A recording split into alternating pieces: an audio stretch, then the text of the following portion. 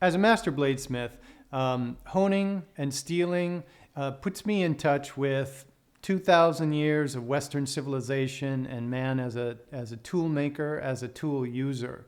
But you don't have to be a master bladesmith to be in touch with your tools or to even use a bench stone to keep them sharp. You can learn this. It's easy, and it will put you in touch with your knives, which will give you a better relationship with the food and just make cutting a pleasure, which just adds to the pleasure of cooking.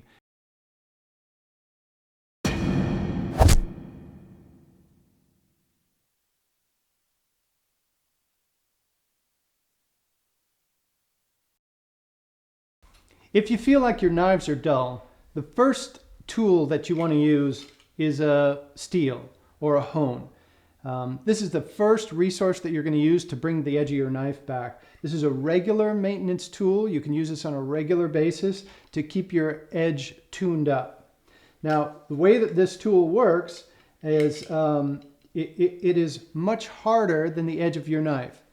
This tool can be used in this position, or you can steel away from you. But the position that I would suggest is to put the steel in front of you on the cutting board and anchor it.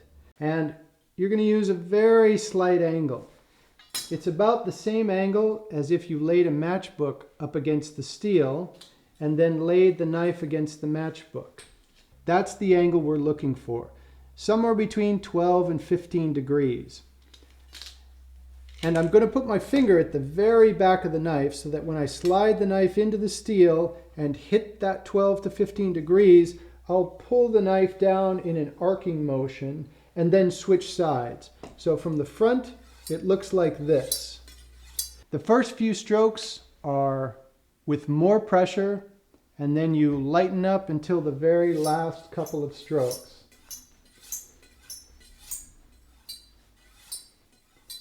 Generally, people don't use enough pressure when steeling a knife. So this is a great tool to help you figure out how much pressure to use when steeling a knife. This is an old postal scale, but you can use a baking scale. So grab the knife by the handle, press the blade on top of the scale, and press down until you hit 4 to 6 pounds of pressure. This is a good zone for steeling your knife on a regular basis. And what this is doing is straightening the edge out, aligning the edge. And when you get done steeling the knife, you should find that the edge is actually improved.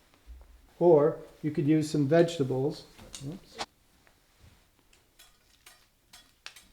It's not necessary to hone your knife every time you pick it up.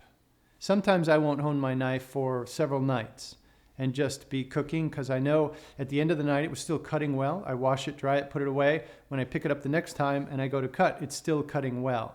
But as soon as I detect that it's not cutting well, then I'm going to put it on the hone and bring it back, and as soon as I cut, I expect to see a difference.